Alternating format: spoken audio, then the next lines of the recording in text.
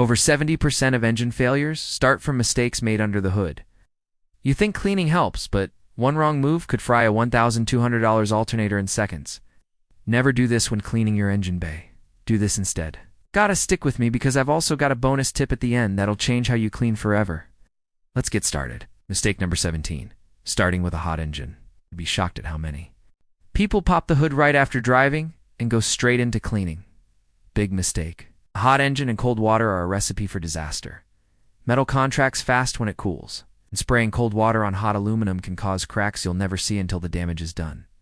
I've seen cylinder heads warp, exhaust manifolds split, and plastic covers melt because someone was impatient. It's not just about metal either. Hot alternator or fuse box doesn't take kindly to moisture. The heat pulls water deep inside, and the next time you hit the ignition you're looking at shorts, blown fuses, or worse, fried electronics. Even degreasers work differently on heat. Instead of loosening grime, they bake onto the surface, leaving behind nasty stains that are almost impossible. 2. Clean off. The safest way is to wait. Give the engine at least an hour to cool. Some pros even let it sit overnight before a deep clean. It's simple patience that saves you thousands. And if you think heat and water are dangerous, wait until you see what happens when people aim the spray at one of the most delicate parts under the hood. Spray number 16, spraying water directly on the alternator. Can't stress this enough. The alternator is not waterproof. It was never designed to be. Its job is to keep your battery charged, and it does that with open vents that allow air to flow through and keep it cool. You hit that with a hose or pressure washer, and all you're doing is forcing water where it should never go. I've seen alternators die the very next day after someone cleaned their engine bay the wrong way. Bearings rust, brushes corrode, windings short out. And when that happens, your battery light comes on, your car won't hold a charge, and you're stuck with a repair bill that could have been avoided. Now, some people will say, but I've sprayed mine before, and it was fine. Maybe, but it's only a matter of time before moisture builds up inside. That's like playing roulette with your charging system. Even manufacturers caution against this. If you want to clean near the alternator, cover it with a plastic bag or foil, keep water away, and you'll keep it alive. But that's not the only electrical part people destroy with water. The next one is even trickier. Mistake number 15. Pressure washing electrical connectors. Here's where a lot of do-it-yourselfers go wrong. They think connectors are sealed. The truth is, most of them aren't. Even weatherproof connectors are only splash resistant. Hit them with 1,500 psi from a pressure washer, and that water finds its way inside. Once it's trapped, it doesn't just dry out, it corrodes. And corrosion means voltage drops, misfires, dead sensors, and headaches you'll be chasing for months. I've had cars come into my shop running rough, check engine light on, and all it took was one connector half full of green corrosion to cause the chaos. Fixing it meant replacing the entire harness, which isn't cheap. Remember, electrical connectors are the nervous system of your car. They talk to everything: the ECU, fuel injectors, ignition coils, sensors.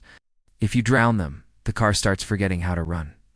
Manufacturers like Ford and GM have bulletins warning not to spray them directly for this exact reason. Want connectors to last? Keep water pressure away. A light mist at a distance is one thing. Forcing water inside is a guaranteed disaster. And if you think that's bad, just wait until we talk about what happens when water sits inside your ignition system. Mistake number 14, soaking ignition coils or spark plug tubes. This one has stranded more drivers than I can count. Ignition coils are tough on the outside, but they're sensitive inside. When water seeps down into the spark plug tubes, it creates a path for electricity to jump where it shouldn't. The result is fires, rough idle, loss of power, and sometimes a no-start condition. I've pulled coils that look perfectly fine until I took them out and found the bottom soaked and corroded. Once that happens, the spark plug can't fire correctly. On modern engines with coil and plug setups, this problem is even worse because there's no distributor to mask the issue. One wet coil, and your car feels like it's running on half its cylinders. Some DIY cleaners even pour water directly down the tubes, thinking it'll flush out dirt. That's a costly mistake. Ow. Once moisture is trapped there, it rarely evaporates on its own. I've had to replace full sets of coils just because of careless cleaning. You've ever had this happen? Hit that like button because you know how painful that bill feels. Share this so other drivers don't end up stranded too. and subscribe for more tips that save your car and your wallet. If you want a smooth running engine, keep water and degreasers away from those coils and tubes. And if you think that sounds serious, wait until you hear what happens when someone ignores one of the most critical parts in a hybrid system. Mistake number 13, ignoring hybrid inverters. If you drive a hybrid, this one could save you from a repair bill bigger than the car itself. The inverter is the heart of the hybrid system. It converts electricity between the battery and the motor, and just like your alternator, it hates water. Those high-voltage components are cooled and sealed, but they're not built to handle someone blasting water around them. I've seen hybrid owners treat the engine bay like any other car, spraying away without a second thought. Then, weeks later, their dashboard lights up like a Christmas tree. Diagnostics reveal moisture intrusion in the inverter system, and now they're looking at thousands of dollars in repairs. Even Toyota and Honda issue strict warnings about keeping water away from inverter housings. That's how serious it is. If you must clean near it, cover it, and use only a damp microfiber to wipe the surface. And if you think hybrids are delicate, wait until you see what happens when people spray water on connectors that face upward like tiny buckets. Mistake number 12, spraying water on upward-facing connectors. Take a close look under the hood and you'll notice some connectors sit pointing straight up. They're like little cups just waiting to catch water. Spray directly on them and you've basically filled them with a puddle. That water doesn't just sit there. It seeps down into the pins, corrodes them, and before long, you've got poor connections. Random warning lights, and systems that stop working out of nowhere. I've opened connectors that looked fine on the outside, only to find rusted pins and green corrosion inside. Once that sets in, you're chasing electrical gremlins that no scanner can fix until the connector or harness is replaced. And trust me, harness replacements are not cheap. The fix is simple. Avoid spraying directly at upward-facing connectors. If you need to clean around them, cover them first or use a towel. It takes an extra minute but saves hours of headaches later. And if you think connectors are fragile, wait until you hear what happens when the wrong cleaner touches plastic parts. Mistake number 11, using brake cleaner on plastic parts. Brake cleaner is powerful stuff. It's made to strip oil, grease, and contaminants fast. That's fine on metal rotors and calipers, but plastics and rubber don't stand a chance. I've seen plastic covers turn brittle, hoses swell up, and trim lose its color after someone sprayed brake cleaner where it didn't belong. The problem is, brake cleaner doesn't just clean, it eats. It dries out the plasticizers that keep parts flexible. Once that happens, the material cracks or crumbles over time. I've even had customers wonder why their wire insulation was falling apart, only to find out they'd been degacing with brake cleaner. If you're cleaning plastic under the hood, stick with a plastic-safe engine bay cleaner or a good all-purpose cleaner. Products like Griot's Garage Engine Bay Cleaner or Chemical Guys All Clean, plus cut grime without eating away at the surface. And I'll tell you this, sometimes a simple can of WD-40 can do the job better than any harsh chemical. In fact, I made a whole video on tricks with WD-40 that save you thousands in repairs. You'll want to check it out. Click the link above. Now, if harsh chemicals can ruin plastics, imagine what happens when you let them sit too long and bake into the surface. Mistake number 10, letting degreasers sit on plastic.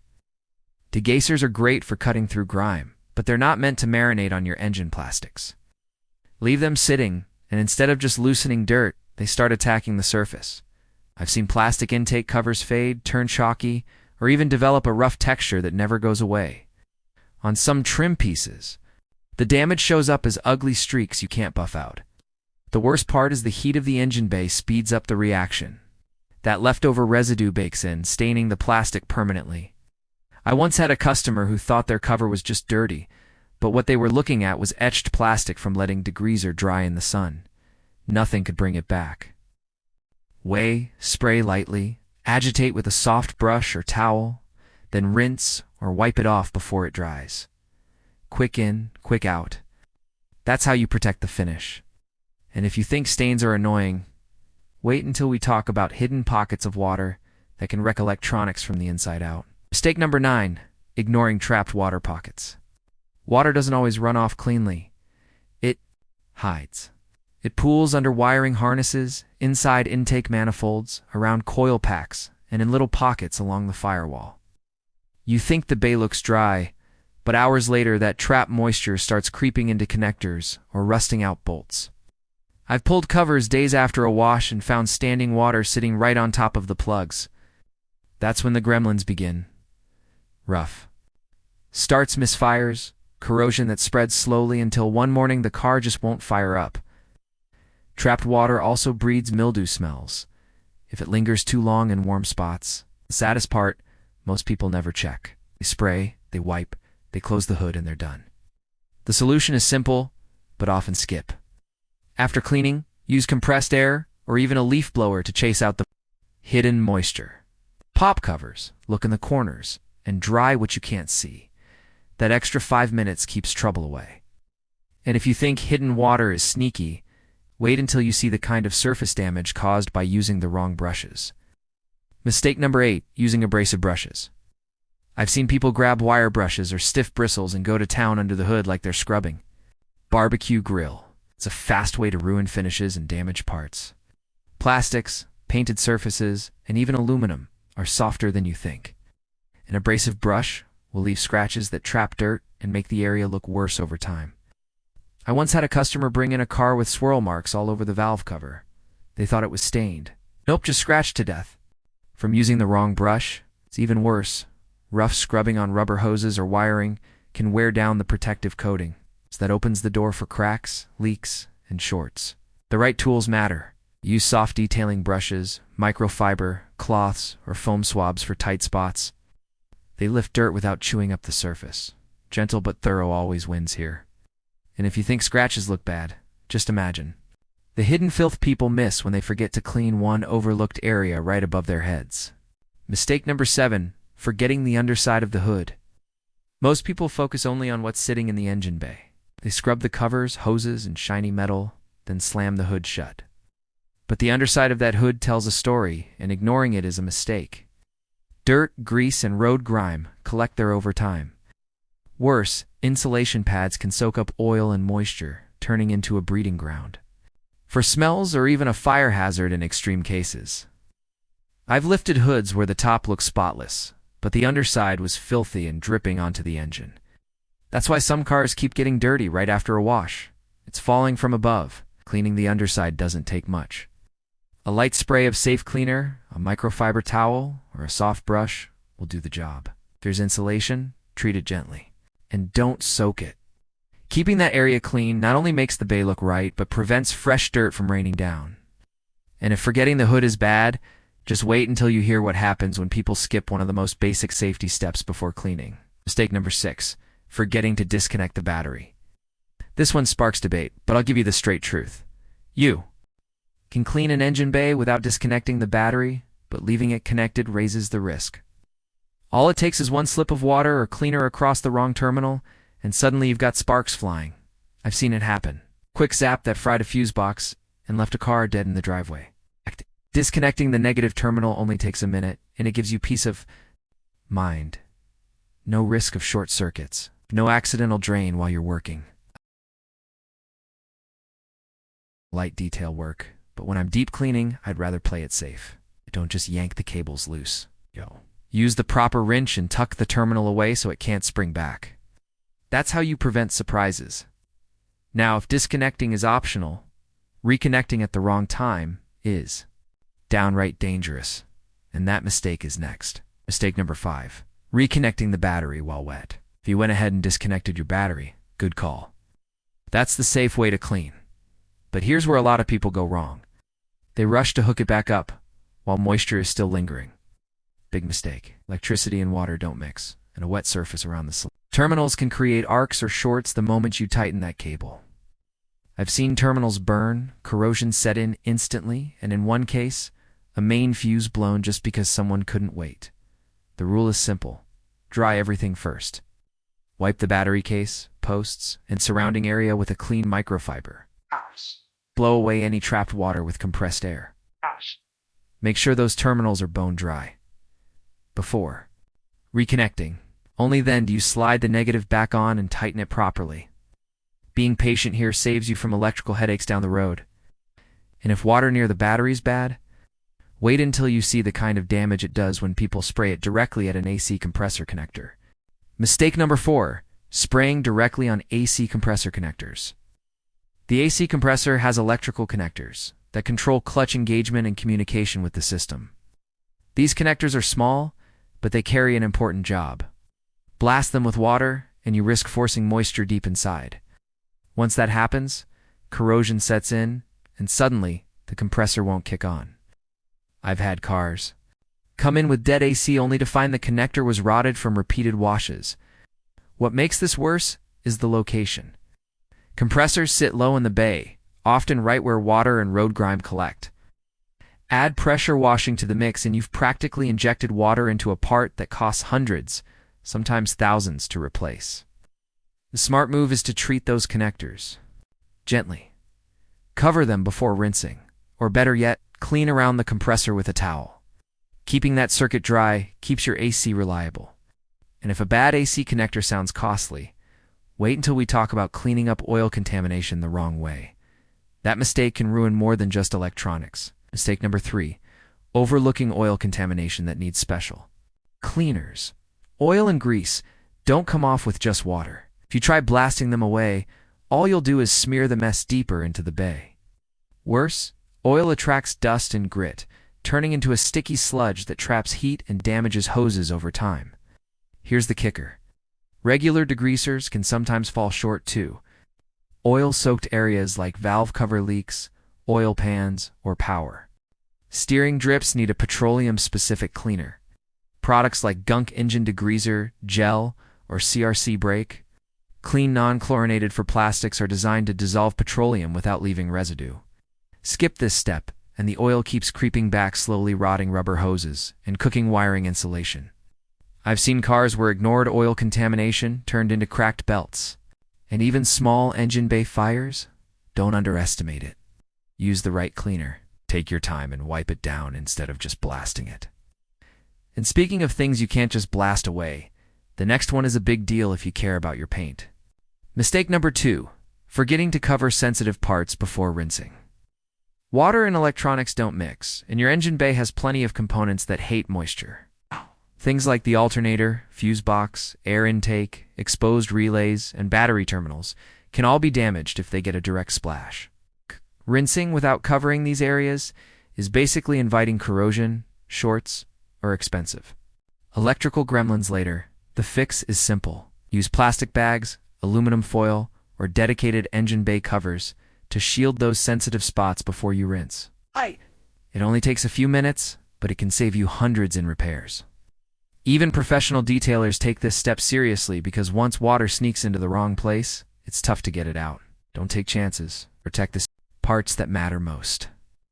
Rinse carefully, and you'll avoid the hidden headaches that come from a careless wash. And now, the number 1 mistake people make when cleaning their engine bay? The one that could cost you the entire engine if you ignore it. Mistake number 1, spraying too much water. When it comes to engine bay cleaning, more water doesn't mean cleaner. In fact, drowning the bay with a hose or pressure washer is one of the fastest ways to ruin sensitive parts. Excess water can pull in spark plug wells, seep into wiring harnesses, and sneak past gaskets that were never designed to handle that much pressure. The result? Misfires, electrical shorts, or in worse cases, a no-start situation. The right approach is moderation. Use a light mist or a controlled spray instead of soaking everything. Let your cleaner do the heavy lifting, then rinse gently. Think of it more like a rinse and guide the dirt away process rather than a flood it until it's clean method. Too much water turns a simple cleaning job into a repair bill waiting to happen. Keep it controlled, keep it light, and you'll get a clean bay without the hidden damage. Now that we've gone through all the things you shouldn't do, here's what you can safely do instead. Start simple. Use microfiber towels with a detailing spray or waterless wash to lift dirt without drowning the bay. If you've got plastic engine covers, remove them and clean them separately for better results. Instead of blasting water, use compressed air to blow out dust and debris from tight spaces. When a light rinse is necessary, always cover sensitive parts first and keep the spray controlled. For oil leaks or greasy spots, skip the generic cleaners. Use the right degreaser or solvent designed for petroleum messes. The real secret: clean and maintain regularly. A quick wipe down every so often prevents heavy buildup and keeps your engine looking sharp without risky deep washes. Most importantly, prioritize inspection and maintenance over cosmetic shine. A clean engine is nice, but a healthy, reliable engine matters more. Keeping your engine bay clean is smart, but doing it the wrong way can cost you big. Follow these safe tips, and you'll protect both looks and performance. Now, it's time for habits to make your car last over 500,000 miles without repairs. Click below